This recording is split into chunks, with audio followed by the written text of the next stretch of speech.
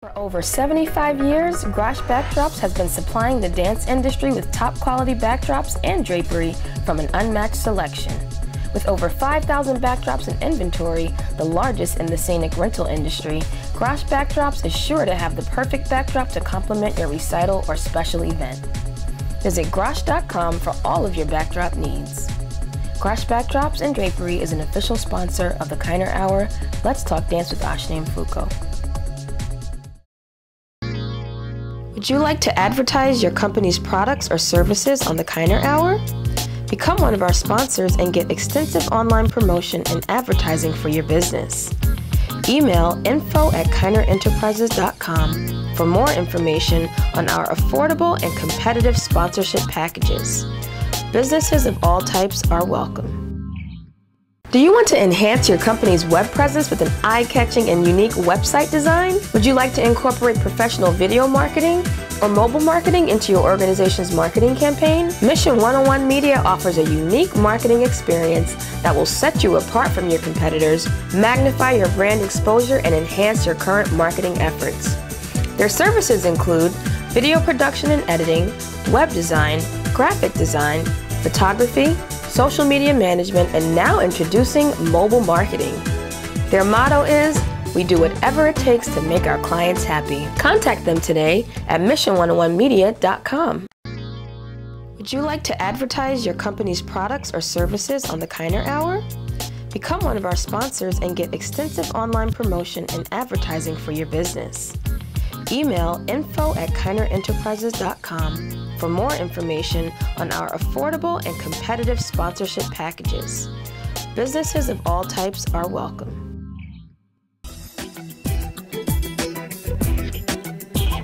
Ladies and gentlemen, it's the Kiner Hour. Are you ready for start dance? Talk dance. So how did you get your start in dance? I actually started dancing when I was about maybe 4 years old. Oh. When I was able to just learn how to move my body, I started to do that. Mm-hmm. And I think maybe I want to say around the age of 10, 11, I really started to focus more on dance. Mm-hmm. I started to choreograph a little at that young age. And when I got to high school, I was introduced to the band, and I started marching in the band. And I tied in my dance ability to the band, so I started choreographing for the marching band and the cheerleaders. So I started at a very young age. When I got to college, that's when I really started to get really passionate about it. Mm-hmm. I started taking more contemporary classes and, ballet classes and African, and I started to really appreciate the art more. Mm-hmm. And when I moved to New York, I knew I wanted to come here and live my dream. So that's what I'm doing right now. So I always share with my children my stories and my background. So that encourages them to stay focused, stay positive, and do well in the classroom first. Because if you're not doing well in the classroom and you can't add or multiply or subtract, right, how are you going to do that when you become a successful dancer or anything in your career? Exactly, exactly. And I think it's important to teach kids from a very young age that being able to dance, whether it's a dance team at your school or dance classes at a local dance studio, it's a privilege. There are lots of kids who would love to have that opportunity who don't have the opportunity. Exactly. And it's something that, while you're at that school age, it's an extracurricular activity. It's not a career at that stage of the game. So, education and schoolwork and all of that stuff comes first. So I'm excited to hear that you have that support, because it's not like that in every school program.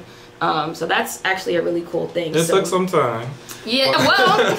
It took some time, but now the teachers are very comfortable with what I can do and what I've produced with the children. And you see you watch them in September when they first audition, because I'll have auditions. So you just can't say I want to be in Mr. B's class. They call me Mr. B. You have to audition. So I take 15 kids from each school. And this year has 67 people audition. So to go down to 15, that was very hard. So from September on to May, I watched them from the academics. In the beginning they might not do their homework, or so one of their punishments might be, oh, you're not doing your homework, then you're not going to perform at the Christmas show, or you won't perform at the Halloween program. And that pushes them to do better in this classroom. Wonderful.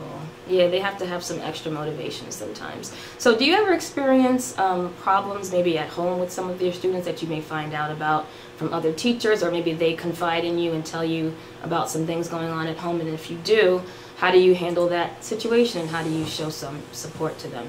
Well, one of the programs that we also implement in our school system with the Turn to Us Foundation is called a mentorship, and that's from February to May. And it's a weekly. We have a weekly meeting. We follow a curriculum, so each week we follow different exercises to help them with different things that may be going on at home or in the classroom.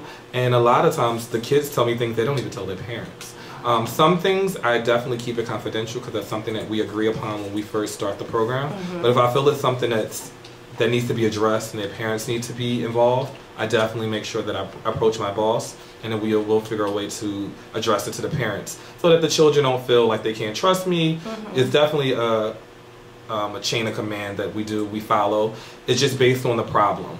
But a lot of times I sit down with the children and I really listen to what they have to say, because that's important. Like you said, the kids have to trust you first. Right. I'm not trying to toot my own horn, but the kids in my school love me. I'm probably one of the school favorites. So anything I put out to them, they really, really have enjoyed it, and they're really growing. A lot of my kids are in the early program now. They're doing very well, and actually 5 of my students are in my professional team now. So it's great to see them grow as the year progresses. Yeah, I mean, I think from my own experience as a dance teacher, you really have to build trust with them, and that, you know, comes over time, and with you being consistent, you showing up every week or every day, whatever the schedule is, consistently, and, you know, them just knowing that, okay, I can trust this person, they're going to be there, they're fun, you know, I have a good time in their class, so then they kind of build that rapport, and then you can get more out of them.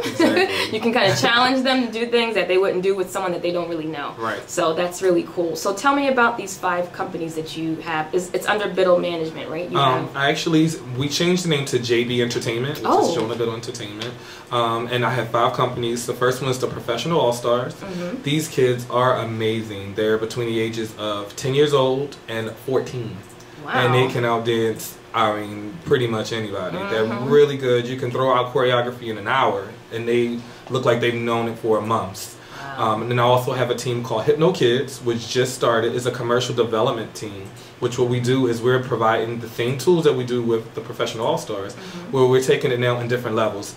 We had auditions about a month ago, and it's been very overwhelming. We had over 60 kids audition. Oh my goodness. So I didn't want to turn any of them away because they seemed so interested and they really seemed eager. So what we did was develop levels. So we have a beginner's level, an intermediate level, and then an advanced level. And last Saturday was our first rehearsal, and it was really great, like, to see how enthusiastic these kids were.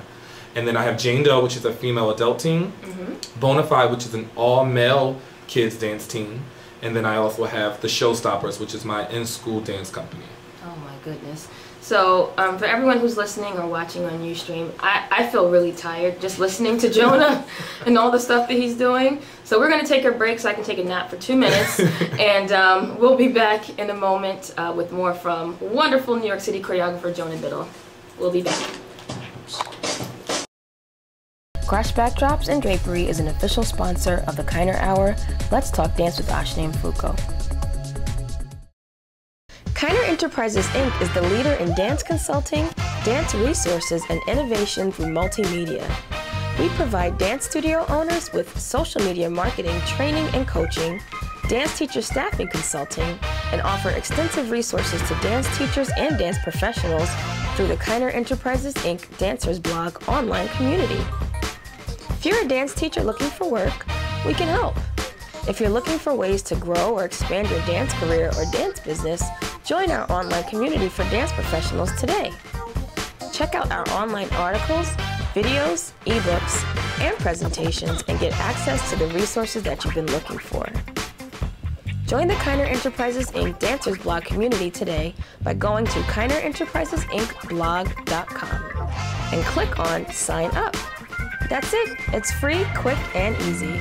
Kiner Enterprises, Inc., making the dance world a better place every day. Would you like to advertise your company's products or services on the Kiner Hour? Become one of our sponsors and get extensive online promotion and advertising for your business.